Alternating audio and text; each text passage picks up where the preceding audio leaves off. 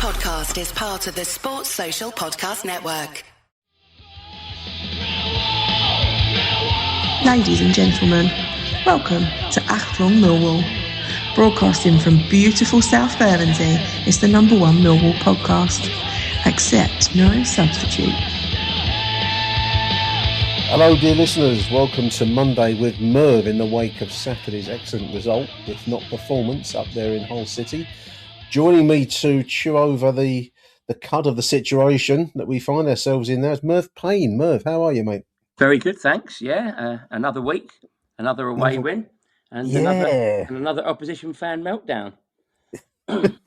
It's quite fascinating, isn't it? I think we were just speaking off air, listeners, about modern football and its myriad, ways that people can find offence. One of them seems to be to play so-called beautiful teams and beat them with tactics, Merv. And Hull City fans have gone into a remarkable meltdown online. Very, very Bristol City-esque, isn't it? We've won when they should have won. Yeah, it's almost as entertaining as the game itself sometimes, isn't it? I thought it was just funny reading through them all. And someone pointed out to one of the Hull fans, you've literally lost 4 of your last 6, so you can hardly sort of like claim to have been robbed by what I thought was, I sort of feel like the last few weeks we've been going around and picking off revenge for things that have happened to us earlier in the season. You know, we got that walloping at Birmingham, and then we were we lost in, I don't know, what do you want to call it? It's not unjust. I mean, I think what happens in the modern world, Merv, and I want to run this past you. You've been around a track a few times yourself, haven't you? Yeah. But the modern game has become slightly Americanized in this. There's a torrent of statistics. Which reinforce the idea that there's some higher, deeper meaning to the game other than the scoreline. Absolutely, and, you win a game, kids, by putting the ball into the net. And Hull City had 23 shots, most of which were off target, strangely. Yeah. That was something I hadn't realised, because it seemed like we were well under the cosh for about 3/4 of the game, really. But it rests and turns on the fact of how many times can you put that ball into the net. And we did it 3 times and only did it once. Exactly, Right or wrongly. It was a bit of karma, I think, because obviously the home game with Hull wasn't that long ago when we were obviously absolutely ravaged by injury. Yeah. But, I think we had an entire midfield out that day. That was when Aziz got sent off. And wobbly decisions. And was on a yellow and he kicked the ball away. That's it. Second yellow. Gavin Wall proceeded to sort of like help Hull to the 3 points, but we didn't begrudge them because they'd already gone, into a probably deserved 3-1 lead, and we just took it on the chin. But Hull fans, it seems, are a completely different breed. They seem to think there's a whole new air of entitlement about them that. Is this the Swanseaisation of football? I mean, these are once gritty places, Hull and Swansea and Bristol. Well. Hard-bitten industrial towns with their varying histories. Yeah. And suddenly they've all gone a bit airy-fairy, and they believe themselves to be the 1974 Holland side, don't they? Playing on a different plane. Yeah. Shouldn't be touching the peasants of the den. So it's very strange. But it was a game where we were under the cosh for a long while. And I agree. I mean, Hull Hull, you expected them as the home team, and they got obviously quite a good attack sort of cover. Yeah, they do. And they did. But I thought we coped with it really well for the first 15 minutes. And then when we took the lead, I was really optimistic. Well, this would be a smash and grab. But from then on, I mean, blimey, the rest of that first half was quite traumatic, wasn't it? I think I watched most of it from behind the sofa. We were clinging on like at the end of Titanic when the ship sunk, and they're clinging on to whatever bit of. They seemed to just get round us at will on both flanks, didn't they? Yeah. I mean, obviously, we weren't helped with injuries. Ryan Leonard out. Danny Mack coming into the side. I did okay, but he's not played much football. And then obviously Casper going injured in the warm up, which is we only the other day were talking about the good work of Mr. Northeast. Fitness coach, that's all seems to have gone out the window suddenly. And then we've got Negley fitting in wherever. Someone made a joke about him driving the coach home. It did seem a bit like that, but to get to half time at one each That was by luck. crucial. Yeah, I think the common theme in the first half amongst the fans was that perhaps bringing Tommy Watson in for Denori was probably the wrong decision, and I think that proved in the first half because we looked really ragged down the whole left side, and Watson looked, just like he was really struggling. But all credit to Alex Neil. I said at the time, there's not many managers who will make changes at half time, but Alex Neil did, and bold changes paid off. Yeah, they paid off, and this is what I like about him as a coach. We've mentioned this before. He's not afraid to get it wrong, but also change and make changes. And we saw, again, start of the second half, Hull dominated again, but it was just a beautiful smash and grab in the end, and also good to see Ivanovic and Josh Coburn on the score sheet, I thought. Yeah, absolutely. I mean, obviously, the dice were rolled by Alex Neil at halftime, but also especially when Alfie Doughty pulled up. I haven't seen any news on the extent of Alfie's injury. Didn't look brilliant, and I think Alex Neil said it didn't look great. Yeah, I think it's more encouraging regards Taylor and Leonard. Apparently, Taylor was close to playing, but he didn't want to risk him and risk aggravating the injury. And also, he said he reckons Ryan Leonard is probably days rather than more than anything else, which is encouraging. But yeah, it sounds like Doughty is a bad one. Unfortunately, we don't know about Denori. No. I mean, Zach Sturge, I think, is a good replacement. I don't know. We haven't got much beyond Zach, unfortunately, on that left side. No, so that's a thing, isn't it? Yeah, and at centre back as well, I think. I want to give a shout out to, I think it's Jonathan Bodery, one of the YouTube replies, talking about resting Taylor, and they made the point that we're possibly looking to get Kramer through. It's either the 37th or the 38th game. Yeah, I think it's Derby tomorrow is the cut-off point, and Kramer's is the only player on 9. I just wonder whether we'll rest Tristan tomorrow, maybe bring Taylor back for that one to get him out of that. Yeah. Get the slate wipe clean, Merv. I don't know. Yeah. That might be over. Yeah, because it's a 2-match ban as well. I think it's a 2-match ban if he gets another yellow. So we'll see. We'll see how that works. He misses Ipswich away, which, it's a big judgment call for Alex Neil. It is. Because obviously Kramer's contribution isn't just in defence. His assist record is just unbelievable this season as well. Well, his leadership. I made the point to myself when I was watching the game. I wonder sometimes whether we slightly take Tristan for granted a little bit because he's so excellent. It almost seems that whatever he does, you just kind of expect the highest level from him. Yeah. And familiarity breeds not contempt, but there's a touch of taking it for granted that he's always going to be there. But we'll see. I mean, he does have 9 yellows, so we don't want to lose him for. What is looking to be a crucial run in now, Merv. Yeah, definitely. I mean, I think the player coming for a lot of the praise, quite rightly, on Saturday was Jake Cooper, who seems to get bigger and better with every game. But I think his sort of progress this season has been down to Kramer as well, because I think Cooper's very much a player who sort of feeds off the players he plays alongside. And there's certain players he plays with where he's struggled in the past. But certainly playing alongside like Taylor and Kramer, he just looks just a different class this season. He looks absolutely brilliant. Absolutely. And as you say, the winning goals, which was 1-1 from the end of the first half, and then that magnificent cross in from Femi on the right side, that was inch perfect, straight into. Yeah, he's turned that into a work of art, hasn't he, Femi? Absolutely. Hang it in the Louvre, as they say. Yeah. Where he gets it across really quick, really early, and he just whips across the front of the 6-yard box, which goalkeepers and defenders hate. And all that brought the own goal at Wrexham, which gave us the lead, and the keeper made a mess of that because obviously it was panic. It was causing panic. Yeah. And then Ivanovic scored definitely the easiest goal probably he'll ever score. Well, he wasn't far short. It was just he just had to stand there, and it was going off of him almost. Yeah. But there we are. You got to be in the 6-yard box to get that chance, and you certainly need the quality across. And that was I mean, for a player that had a fairly quiet game overall, Aziz, I thought that was where his level comes out. He makes one move in a way, and that's the goal. It changes the game. Absolutely, that's the mark of a great player, isn't it? Where he can be marked out of the game, perhaps, or it's quiet, maybe having a quiet game, and then you give him half a chance, and he'll just take it, and that's it, and it's a goal, which is what we've been crying out for years. They seem to. I mean, even at 2-1, I wasn't exactly sitting back and relaxed. They seem to. No, we never are we? Really?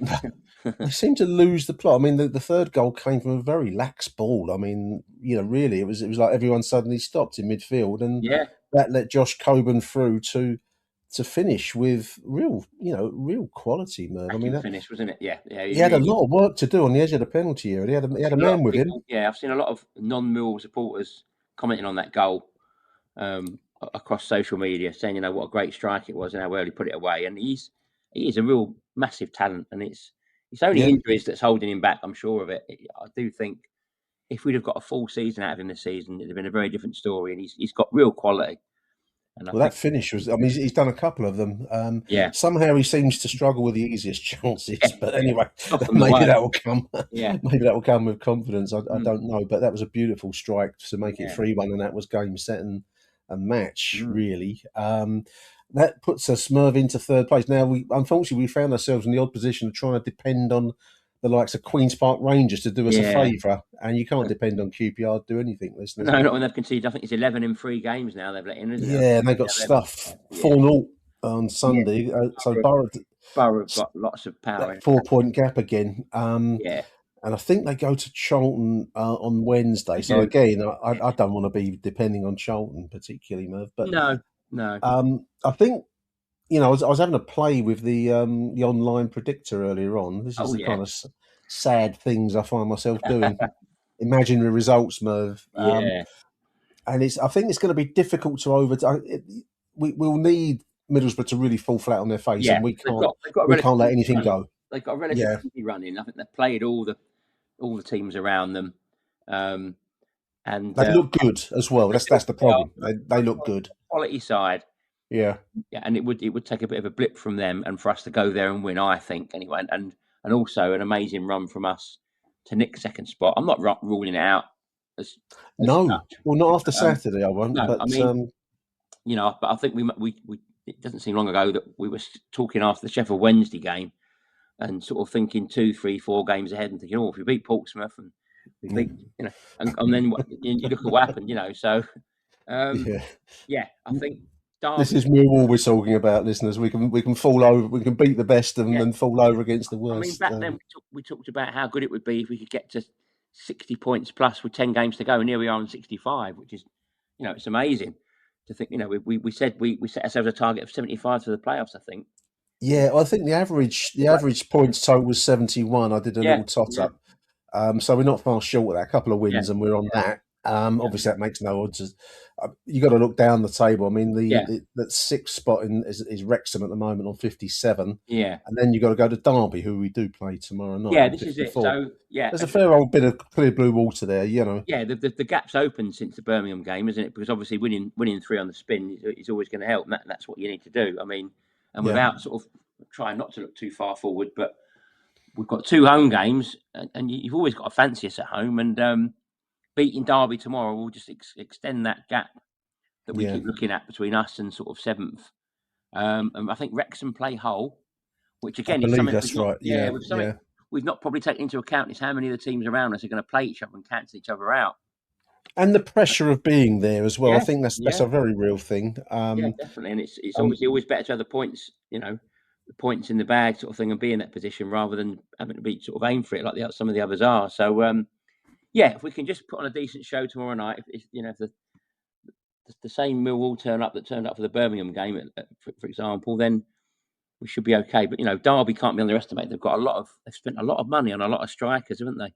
They're a big club, aren't they? And they'll be looking for that 6th spot themselves, Merv. Yeah, they've got Brewster and Agyemang and Schmonik and there's Owen Barrett and Diaz, whatever he's called, and of course he's down there, and he's always been a fly in our ointment. Yeah, I mean, they've spent big. I mean, I think that Agyemang was about 7 or 8 mil from America. They've had money to throw and that, and Diaz will be on big money, so they've really gone for it in terms of strikers. So we're gonna have to be, We've got to be on our guard tomorrow. We've got to be on our guard against Blackburn on Saturday as well. Yeah, they're a big team as well, and they're one of these teams that needs points to stay up. Yeah. I mean, as Alex Neil said after the game on Saturday, we're at the stage of the season now where it's results that count, not so much performances. Yes, so definitely. Yeah. We won't necessarily see the Mona Lisa, but we might see a colour by numbers effort. Yeah, so I'll take a couple of stuffy 1-0s, to be honest, in the yeah, next 2 games. just to get the points on the board. Yeah. Get the points, because if we're breaking 70 points by the time we go to Ipswich, then that'll be amazing. And that'll be would it be a huge achievement? It'll give the team a real sort of foundation, or build sort of bit of a cushion to go there and perhaps play with a bit more confidence. And then we've got an international break. Be a welcome rest, won't it, for a lot of our squad? Give the team a chance to recharge the batteries, and then we go to Middlesbrough, which again, and then we've got Easter weekend, and before you know it, the season's virtually over. Which is the funny thing this time of year. 1 minute you're looking at it and saying, "Oh, we've got 15 games left yet," and the next thing you've got 2 or 3. I always find it goes very fast once you get past Christmas and it does. Get the FA Cup games out of the way. And you think, you've still got a fair chunk, but actually it goes really quick. February comes and goes fast, and March and April, and you are looking at the end of it all, the business end as they call it. We'll see. Fingers crossed. It's a lot of praise online for Alex Neil, and I know that he will reply that we've not done anything yet, but it's been a magnificent season, Merv, just to be involved. Yeah. Either way, yes. First time for 25 years that we're looking, not done yet, but we're looking at the strong prospect of playoff football. And who knows where that could lead us. So wonderful time to be a Millwall fan. There we go. We'll be back, listeners, after the game tomorrow night. But do stay tuned, because I've got a whole host of voicemails for you after these messages. Merv, I want to say a big thank you for joining me, mate, late in the day today. So that's okay. Cheers, Nick. It's always a pleasure after another win. Yeah, it makes it a lot easier. Say that. Feels strange. Easier than a misery show, that's for sure. It makes a lovely change. Big thank you, Merv Payne. Achtung, Millwall. Listen, we know we can and we will, and we'll need to play better than that. But I think at this stage of the season, the results are the most important thing. And what I said to the lads afterwards was the fact that I can make sort of ballsy calls, if you like, with this group, because they just do what I ask them to do, and they run about and they try. And we're not going to play well every game. And today, certainly, we didn't live up to what we know we can, but we got the job done. I was confident.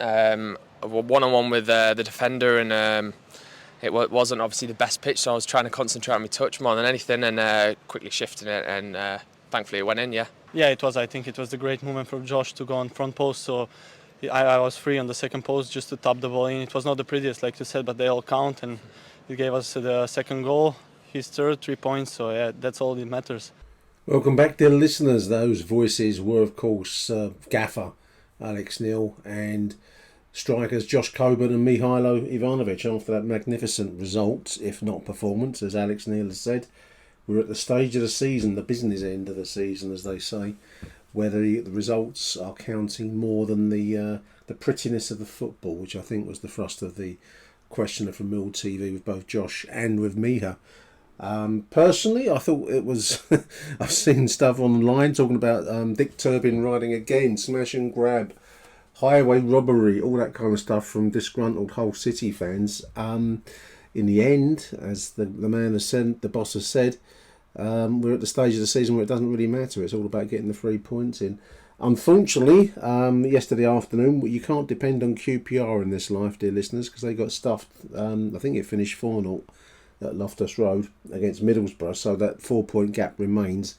And I was actually doing a bit of fiddling around with this Championship Predictor site earlier on. There's still 10 games to go, so there's a lot of ifs and buts and variables.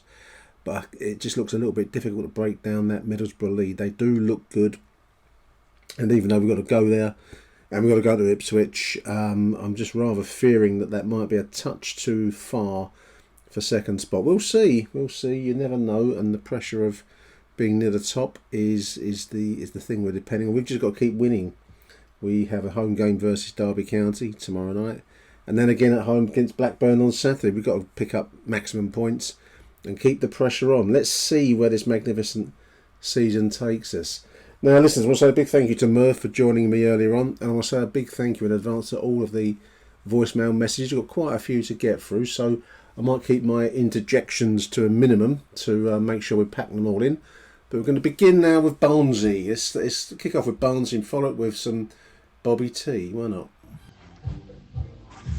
Hello, Nick. It's Barnesy again. Drink has been taken, so I must apologise.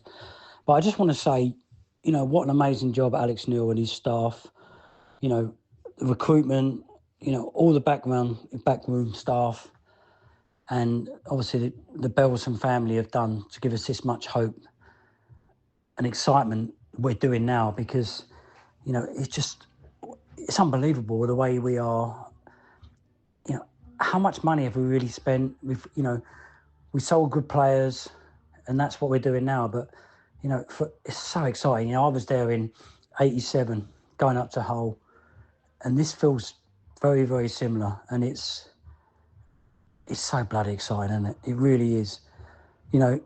For us to be where we are, and we've been so close so many times, but our manager we've got to hold this man in such a high esteem now, because what he's done with that team, he comes out, he makes decisions. He wants to win every game, and, we've got to give, his assistant, I can't remember his name and I'm very sorry, but, he has to be applauded as well, because what he's done to this team and given us that hope of performing week in, week out. Yes, we have had some shit results and shit, games away from home and some at home, but if you look at it now, where we are now, it's, we've not been in this situation for many, many years. And, my hat, my gloves, my pants, my socks goes off to Alex Neil, what he's doing to this team, because we are really believing it and we're all behind it. And, massive kudos to that fella, because what he's done for this club, it wasn't a very exciting appointment in my eyes, just a journeyman maybe. But, if you look at his CV, he's done well. And credit to the board, to appoint this man, because we've only gone one way, haven't we? And we're going up. Hopefully we will go up, if that makes sense. But, that man needs a serious amount of respect and, just pure, it's good. We're going out believing we can beat teams. And, we haven't had that feeling for a long, long time. And I'm proud. I love watching us. Yeah, we had our backs against the wall today, but we got through it. And, you can see the players want to give it all for their members, their team members, as well as the manager. And that shows how far we've come. And that's probably a bit further down to, Gary Rowett, Alex Neil, Kenny Jackett. It's all sort of followed that line, and we've got a trajectory now where we're going up. And, that's, massive credit to the old managers, but we are in a lovely place and we've got a great manager. And, let's give a little round of applause for Mr. Alex Neil, because without him, we wouldn't be where we are now. Anyway, mate, take care. See you later. Nick Hart, Bobby T. I've just lost my voice. Just got back into King's Cross. Sorry for the delay message. I had to get a drink. My voice was fucked, basically. That was smash and grab for me. Against all the odds, right, Millwall have gone and done it and got a result when we didn't even deserve it. In the first half was shocking, right? It just shows you how much we miss Casper. When he went, the midfield in the first half was non-existent, right? We could have been 4 or 5-1 down, but against all the odds, I can't believe how the fuck we won that game. But I'm fucking happy. I got to calm down because of the voice. But let me give you the rundown. I mean, Alex Neil, masterclass, tactician at its finest. Change the sub. The guy's a magician. Alex Neil, I fucking love you. 2 years ago, Achtung, Millwall, Bobby T, Nick Hart. 2 years ago, I was one of the fans who said Cooper, basketball player, finished. How fucking wrong I was with him, Macca, McCauley, the lot. Even Camel Leslie, I personally gave him man of the match today. Him or Josh Coburn, the lamppost. Well, even Mahalo, we took our chances when it mattered against the one I play. Aziz didn't even get in the game. And then one little magic, what a peach of a cross. And that's it. So for me, that guy we got from Sunderland, £10 million, not Patterson, but the other guy, I forgot his fucking name now, Watson. I mean, what for, if you ask me? Too lightweight. too suspect. Tries to drive with the ball, and that's it. Wishbone's back. Alfie Doherty for me. Sorry, mate, you got injured and you're a great player. You're a Millwall boy. But Alex Neil, take a fucking bow, mate. Got the subs right at the right time. We are going to the Premiership. Bye for now, Bobby T. Yeah, sorry, Bobby. I ain't going to finish it. They hit the bar 3 or 4 times. And just like Hull City at home, this is payback time. And as he's got sent off at the home game, 3-1, they hitting smash and grab. Today, we got revenge back, right, yeah? We got revenge back of what they done to us, right, yeah? They should have been 4 or 5 up at half time, but first half was awful. Second half wasn't much good. Backs to the wall, Millwall, but it's the Millwall way. Alex Neil changed it, put 2 up front, and by fuck it worked, mate. For me, man of the match, Nesley, Cooper quality. Don't forget Tristan. Danny, right, but now injuries now. Casper, Taylor, Denor. I mean, the list goes on, mate.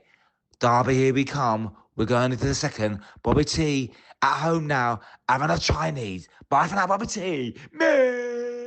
Wonderful stuff, Bobby T and Barnesy. The thud of disco fever music in Barnsley's at the start. Anyway, drink has been taken by Barnesy boy, and Bobby T doesn't sound like he's too far behind in the refreshment stakes either. This is the mood of the Millwall camp at the moment, dear listeners, and rightly so. Some fantastic results going down. Smash and grab, Bobby called it Saturday. I suppose it was. You know, it was a funny old game, wasn't it? 3/4 of it were dominated by Hull City, and they must count themselves as desperately unlucky. You know, and as Bob said there, the game at the Den didn't go our way, and that was also, fueled by some poor decisions and refereeing controversies. So these things go around. Karma, what goes around comes around. Alex Neil's psychic, just going back to Barnes' post there, praising Alex Neil. I make you right, Barnesy. His sidekick or his assistant, I should call him, it sounds a bit demeaning, sidekick, is Martin Canning. And like a lot of managers, they work as a duo. Martin Canning doesn't seem to be a front-facing individual. He doesn't want the spotlight. And that's half of management, isn't it? Fronting up and doing the hard yards in front of the camera, post-match, got to be difficult. But Martin does seem to be more behind the scenes, very similar in truth to our own David Livermore, who is still on the staff. I wonder whether he would move on at some stage as a Neil Harris man. But clearly, Alex Neil, in the likes of Canning, who he's worked with for a long time, and he's come to know Livermore, sees value in these behind the scenes merchants, blokes that don't really have much of a public profile. So that's as both of the boys there have said, masterclass, said Bobby, and what a great job, said Barnesy. Make you both right, chaps. Let's tip our hat to Alex Neil. 10 games to go, so a lot of football to be played, and I think that's one of the things that Alex Neil is always at pains to point out. A lot of games yet to be played. So, but we are getting within touching distance of the kind of levels of points that guarantee playoff football. Anything else? Well, we'll have to wait and see. Let's have a new voice to the show now. Big welcome to Connell. Thank you, Connell, for your message. Let's have a go now with Connell. Hi, Nick. Connell here. It's been my first voice note. Love the podcast. Thanks for having me on. I'm just back from Hull. Long old trip that was, 12 hours, but fantastic, honestly fantastic. This team don't let you down at all. Another 3 points on the road. After the first half, I was a little bit worried. I didn't think we were at our best in the first half at all, and credit to Hull, to be honest. They were very good. They passed ball well, got down our flanks quite easily. Sturge and Danny Mack trying their best to cancel any threat out, and then out of nowhere, with a free kick, Aziz ball in, we saw Juicy chuck one in the back of the net, and it was a pleasant surprise. And there we were, 1-0 up. I thought we were very lucky to be 1-0 up at that stage in the game, but you take it. And unfortunately it didn't last too long, and they got straight back in the game and it made it 1-1. I thought we were very fortunate to go into the break 1 each. They've hit the crossbar twice, and a disallowed goal, which, and looking back on it, it didn't look like a foul in my opinion. And if it had gone against us, I'd be pissed off. So, but we'll take it 1 each at the break, and we went into the second half with Alex Neil making 2 changes, which is quite a surprise. I don't think I can remember the last time he's made changes at half time, but do you know what? They were needed. I thought Tommy Watson was very light on the ball, wasn't really in the game. And it was good to see the changes and what changes they were, because they made a massive difference in the second half. We looked like we had a bit more shape. Very unfortunate for Alfie Doughty to go down and get injured. It doesn't look like he's in a great way. It appeared that he was in a bit of distress. So fingers crossed he's not out for too long. But, Negley, what a warrior he is, marathon runner. There he was, left back, and he slotted in well. And, great to great surprise. We get the second goal, we go 2-1 up. And to be honest, I thought we were going to sit back and just try and defend it out. But no, Alex Neil, he gets this team working. And we had Coburn, who was my man of the match, to be honest. Unbelievable, hold-up play, really battling, was everywhere. He gets the third goal with a lovely strike due to an unforced error by Hull. So there we are, 3-1 up. And then after that, it was easy just to defend the game out. Great 3 points on the road. As I said, standout performance. Josh Coburn, unbelievable. I thought Crammer, he was class at the centre-back. Every ball, just he mopped it up. Juicy, again, great. We're just quality. We're just taking game by game, and hopefully we can put a bit of pressure on the second spot and go from there. But what a season we're having. It's thoroughly enjoyable to be a Millwall fan at the moment, and looking forward to Tuesday against Derby.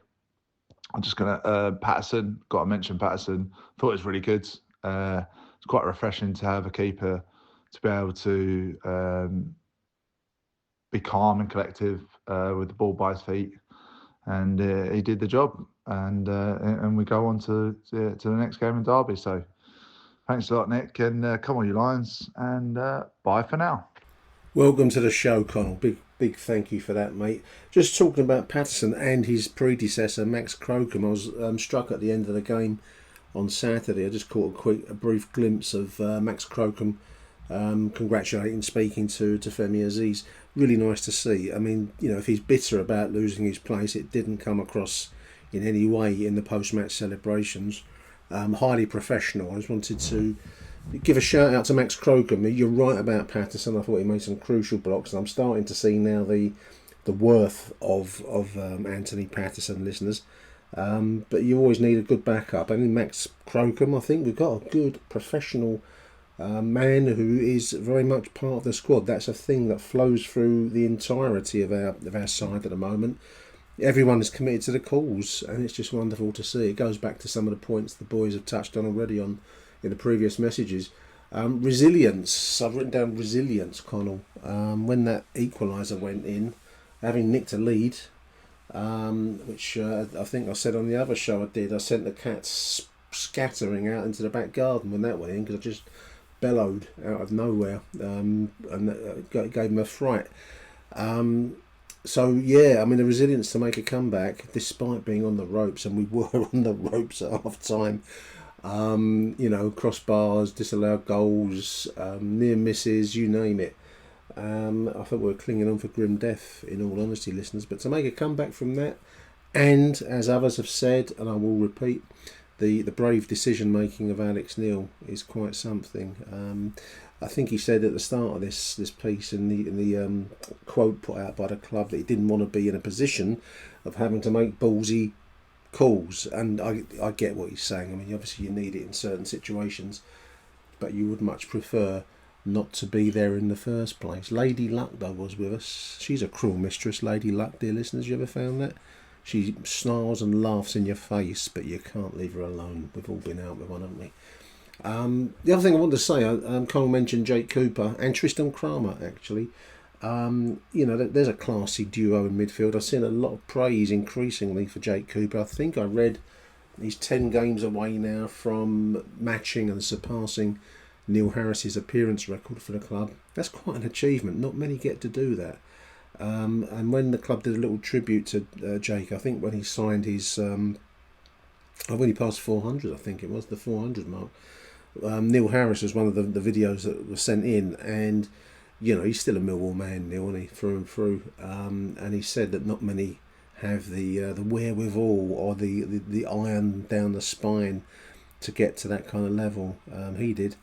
And Jake does too. I think that we will only really see his worth increasingly when he comes to hang his boots up. And that day will come. Comes to us all in the end. We all hang our boots up in the end. But for the moment, let's enjoy the quality of play of Tristan Kramer and Jake Cooper as a mid-central duo. I said on the other show that Caleb Taylor is still in recovery. I think he's available if we really needed him. But Alex Neil said post-match that there's no great worth to it at the moment, risking him when there's still a lot of football to be played. We don't know what other injuries might occur, and also best of luck to Alfie Doughty. He didn't look well going off. He looked very, very upset. And I've not seen any news on the Alfie Doughty situation, but those are the breaks, aren't they, listeners? Those are the breaks. There we are. Big thank you, Connell. Good first message. Have a quick listen to Mike George, and then we'll take a break for some advertisements. So Millwall 3, Hull City 1 away from home, and I'm sure many people will be wondering, how the hell did we win that? Because for 60 minutes we were absolutely awful, really bad. Yeah, we took the lead through Jake Cooper, quite a clever little knock, but we hadn't clicked into gear at that point. And within about 5 or 10 minutes, Hull City had drawn level. And after that, it was all Hull City. They looked the more likely to score. Rather than being a team, as their reputation suggests, that they are a counter-attacking team, they were coming for us big time, and we were struggling, basically, to put a pass together. We lost all of our second ball. We weren't really in it at all. And then in the second half, after the first 10 minutes, suddenly we've got a goal back, and it's 2-1. Oh, wow. Hold on a minute. Millwall suddenly started to play a bit of football. We relaxed a bit. And then Josh Coburn, he's got a fantastic goal, 20 yards out, brilliant. And the last goal from Mihailo Ivanovic was a 2.5-yard thunderbolt when Femi Aziz crossed the ball low across the box, and their goalkeeper made a complete bolognese of it. And it trickled through to Ivanovic. He didn't even get to kick the ball. It came off his shin. And then it trickled. So there you go. When Millwall are playing badly, we can still win away from home at a place like Hull City. We trust in Alex Neil, don't we? Of course we do. And let me just say, a shout out to Danny McNamara, who I thought was absolutely brilliant all day. He battled, he fought, he did everything right. Good man. Danny McNamara. Anyway, 3-1 to the Lions away from home. Next up, Derby County at the Den. Come on, you Lions. Achtung, Millwall. Hello, Nick. Nothing to talk about the match from me because I didn't see it. I was working. I was on tour, and the tourists that I had were due to finish their tour at 2:00, which was absolutely fine, until Sky decided to change the kickoff time. You bastards. But what a great result. I've got to look at the full match replay in due course because so many messages were coming through about what a poor performance. But, we got the result and we move on. Move on to Tuesday against a difficult Derby side to break down. And, come on you all. Thank you, Rob Woodford. And before the break there, Mike George. I was just thinking about that Ivanovic goal, Mike. Beautiful cross. I mean, we've said it before, and I shall probably say it again, you'll probably hear it again on this show, listeners. What a brilliant cross, inch perfect, millimetre perfect, arguably, from Femi Aziz on the right side. And it wasn't a great game for the flair players. The pitch was rugby leagueified, and it was like looking back at 1985 again. So it wasn't a day for passing football, but that was a beautiful moment. That's really the superstar quality of Femi Aziz, in my opinion. And I know that's a big word to bandy about, but superstars and stars of football produce big moments, and they produce moments like Femi's cross, which hit even. Well, it didn't quite just stand there. It reminded me there was a goal on the FA Cup game between Wrexham and Chelsea, where one of the Chelsea players just stood there and the ball seemed to hit him. This was a touch more than that for Eva, but wasn't far short of the ball just kind of hitting his shin and going in. Brilliant goal though. I'll take them wherever they come. And I want to make Mike shout for Danny Mack right as well. Been not played much football. These are first team football anyway. To step straight into the squad, he's a Millwall boy through and through. He knows what's at stake, and he performed. You can't ask for much more than that. Whatever the rights and wrongs of his defending, and I read all sorts of critiques from armchair warriors online. I like Danny Mack. He's one of our own, and he'll give you 100%, and that's all you can ever ask from anyone. Play badly and win, as I've written down there. That's the overall performance. The classic cliche of a successful side. There we are. We're going to play two together, Matt Richards and John Rankin. Nick, it's Matt Richards. Just dialing in with my thoughts after that game. Wow, what an incredible game. Unbelievable. If you ask any Millwall fan after the first half showing and after Doughty was injured, that would end up winning that 3-1. I don't think many of us would have believed them. They thought it would be on some funny drink or something, but it's just incredible, really. And yeah, shithousery, whatever way you want to call it, we did it. At the end of the day, we had more luck than them. We made mistakes. We punished their mistakes. Referee obviously, disallowed that goal, which was a bit of a soft one, really. That foul on Patterson. But you look at the errors they made. The keeper made that error with Ivanovic's goal. But we were there to take the opportunity. And Josh Coburn, what a third goal, and what a player he is. It shows you he's really justifying his fee now. He's just his hold-up play. The amount of free kicks he wins seems to be getting better, and those types of finishes are the finishes we've seen him before against Wrexham, against Watford as well, when he's running through on goal, kind of almost a la Steve Morrison, really, back in his pomp. When he's running through on goal, and he's got time, he's got deadly accuracy with, just drills that shot, with his right foot. Just absolutely brilliant. Just buzzing for an unbelievable win against one of our promotion rivals. And who would have thought that? Preston away, Hull away, 6 points. 2 winnable games coming up now. If we don't make the playoffs, then it'll be a Devon lock, won't it? So we've got to do that. And who knows? But either way, this squad has done amazing things. Alex Neil's done amazing things. And yeah, we've just got to enjoy it, mate. Just got to enjoy it. Just got to keep riding that ride. And yeah, hopefully it gets us where we want to go. But if not, what a ride it's been. Anyway, cheers, Nick. Take care, mate. Come on, you lines. Back from the MKM Stadium, John Rankin just calling in after that tremendous victory on the road.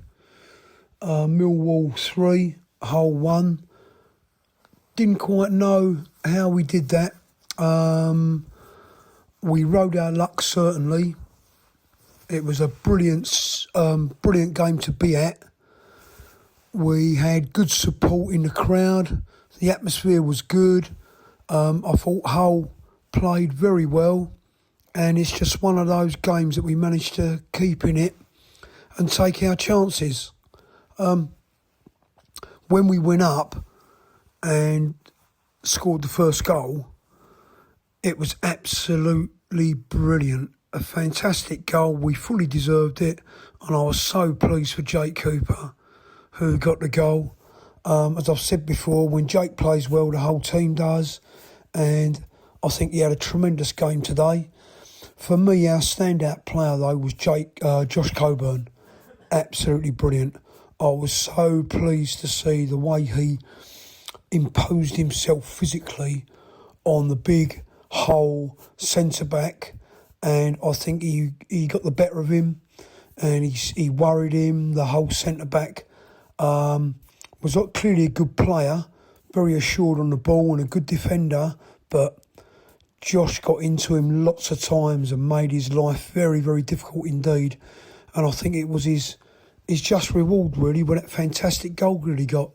But a few things to comment on. I mean, I think the first half, after our goal, Hull quickly shot back, and I think we were under the hammer a little bit. And I wasn't entirely sure about the way we were set up today. It looked like, to me, obviously we had the back four. We had Danny Mack, Kramer and Cooper and Zach Sturge playing in a flat back four. But then in front of them, you had kind of Langstaff, who I think he's been playing really well lately, and you know, he's really got a lot to offer and a big contribution to make. Negley and Billy Mitchell. Before the warm-up, I think, or during the warm-up, Casper Denor injured himself, and Alex Neil brought in Tommy Watson. Now, I want to see Tommy Watson do well. He scored that wonder goal in the playoffs last season, but to be honest with you, he's not ready. I mean, he oh, bless him, you know what I mean? I so want to see him play well. There's obviously a very good player there, but he was a bit of a liability today, and I hate to say that, because we've all been there, you know, and we've all felt for players who were losing the ball, but every time he got the ball, he ended up losing it and giving it away. And when he wasn't ever going to win any of his 50-50 challenges. I wasn't quite sure, and I don't think he was quite sure where he was supposed to be playing. He didn't link up with Zach Sturge very well. There was no understanding there. And I don't quite know what happened there. So Billy Mitchell was fantastic in the middle, but he seemed to me very much on his own. I mean, Macaulay Langstaff was moving around and pressuring in a high press, but very much in terms of an attacker playing in that role. Billy looked on his own a little bit as the holding midfielder, and I don't for the life of me know why Barry Bannon didn't come on instead of Casper Denor. Barry Bannon is quite capable of playing in that deep midfield role, and I'd have played Billy and Barry with Camille Negley in front of them as a 10, and then gone for Coburn, Aziz, and then maybe Watson over on the left. But there you go, and we got through to half time. It was painful, and I thought that, well, I say it's painful, a bit of an exaggeration, but I would have taken a 1-1 draw there and then. You know, if someone had said that was the end of the match at half time, yes please, thanks very much, because Hull were looking very dangerous and had a lot of possession and were threatening our box all the time. So second half comes around, and Alex Neil makes sort of these interesting changes. He takes Tommy Watson off, which I think was inevitable really, but takes Zach Sturge off as well and completely changes that left-hand side. And he brings Alfie Dougherty on, you know, as a left-back, who then subsequently gets injured.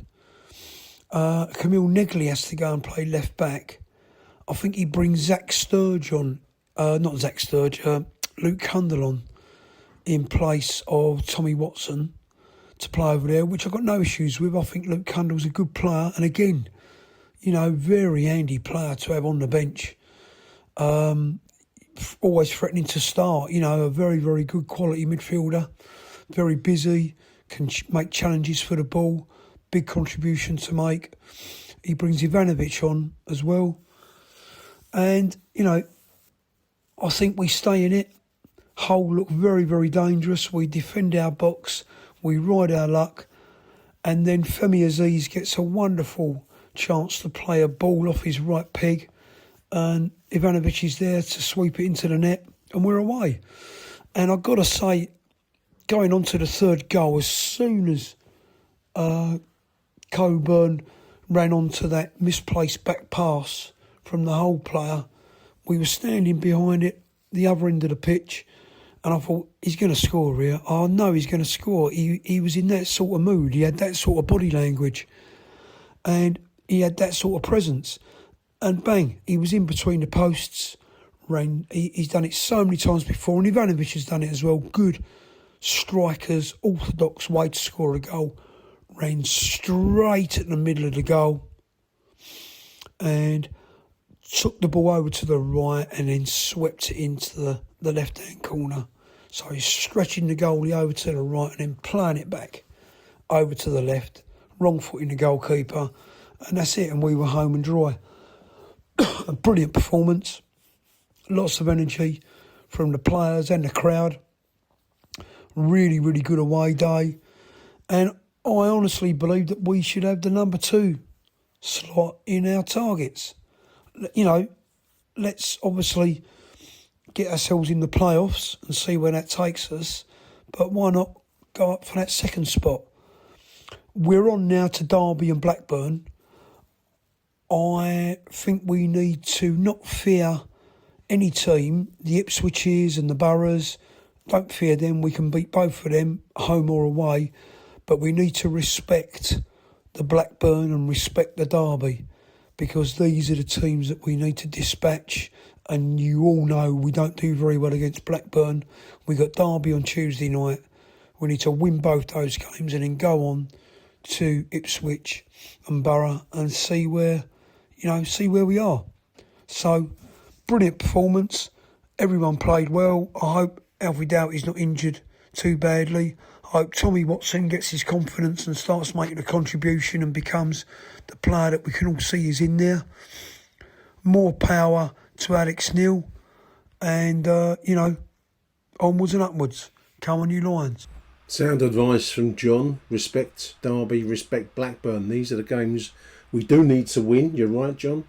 And we've historically tripped over our own shoelaces, haven't we, in these kinds of moments. I do agree with you, John. Second place should be in our target. There's no reason why not. We will need other results to go our way. I mean, like I said earlier on in this edition, I was having a little play in my sad way with the championship predictors. A bit early for it yet. There's a lot of variables to go with 10 games to go. But you can have a little fiddle with it if you like. But we will need Middlesbrough, particularly Middlesbrough, to trip over, and we'll need to go to Ipswich and go to Borough and pick up 3 points. Not impossible. You know, a big order, of course. It's a super-size order with extra fries, but it can be done. There's no reason why we shouldn't aim for that, as John has said. I just want to go back to Matt's message as well. Coburn, more performance. The boy has come on a bundle since his return from injury. I mean, Matt compared him with Steve Morrison in his pomp. That's the target. That's his role model. Or it should be, dear listeners, because I really like the way he scored that third and conclusive goal on Saturday.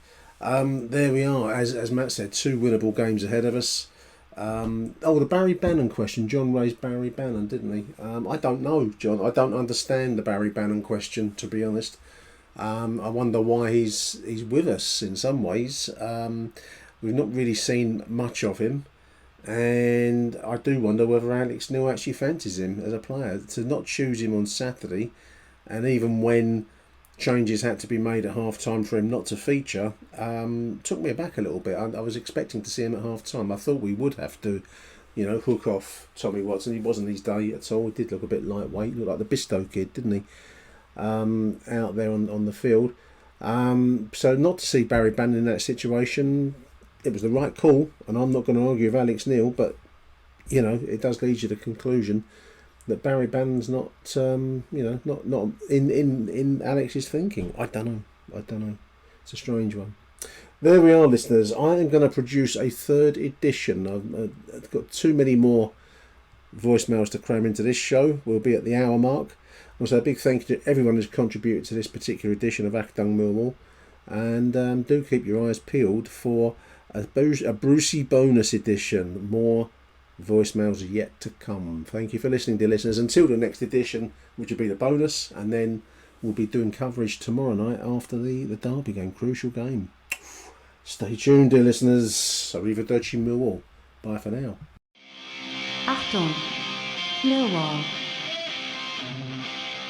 Who do you want to watch?